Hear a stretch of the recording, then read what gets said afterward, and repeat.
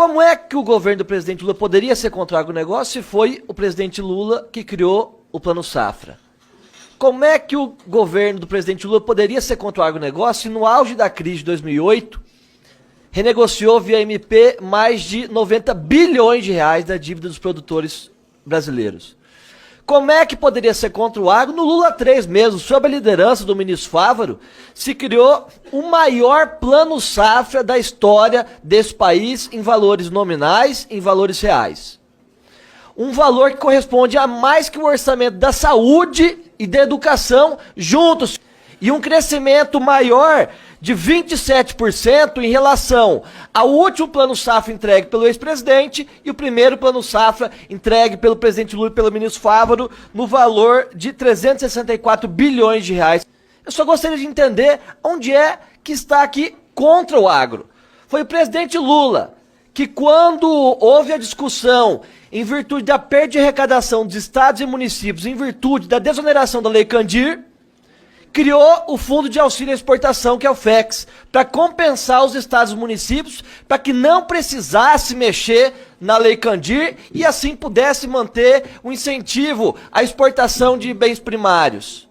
Estão querendo criar uma cortina de fumaça de uma realidade que não existe nesse país. Se tem alguém que valoriza o agronegócio e entende isso como uma estratégia de governo, especialmente em relação à importância do agronegócio na estabilização do câmbio via atração de divisas por método de exportação, é o governo Lula que começou com essa visão lá atrás. Lula 1, Lula 2 e continua agora no Lula 3. Entre especuladores e entre a população desse país, que precisa do alimento barato na sua mesa, nós escolhemos a população desse país, que precisa do alimento barato sobre a sua mesa. Fora as ações que estão sendo realizadas no Rio Grande do Sul, via Ministério da Infraestrutura dos Transportes, que investiu mais de R$1 bilhão na reconexão das estradas estaduais e federais, na parceria com o governo do estado, para reconectar o Brasil e poder garantir o transporte de alimentos. Junto com a ministra da Saúde, que está abrindo o hospital de campanha em São Leopoldo. Já abriu em São Leopoldo, em Canoas, em Porto Alegre. Sem infantilidades que possam somente garantir visualizações nas redes sociais, mas não tem um efetivo impacto na vida das pessoas. Essa é a responsabilidade que esse governo tem. E como é que esse governo, com todos esses dados, pode ser contra o agronegócio? Como é que esse governo pode ser contra o Rio Grande do Sul? A importação buscando estabilizar preços, por mais que possa ofender alguns deputados, eu respeito a opinião dos deputados, o governo tem uma visão diferente e por isso que venceu as eleições.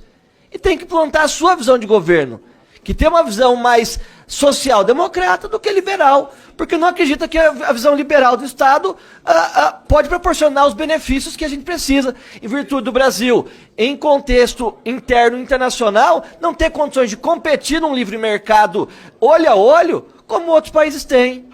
É por isso que o Brasil, senhor ministro, tem garantido o segundo maior investimento estrangeiro direto do país em 2023. Perdendo somente para um país no mundo, simplesmente para os Estados Unidos. Segundo maior investimento estrangeiro direto no Brasil, no mundo, foi o Brasil.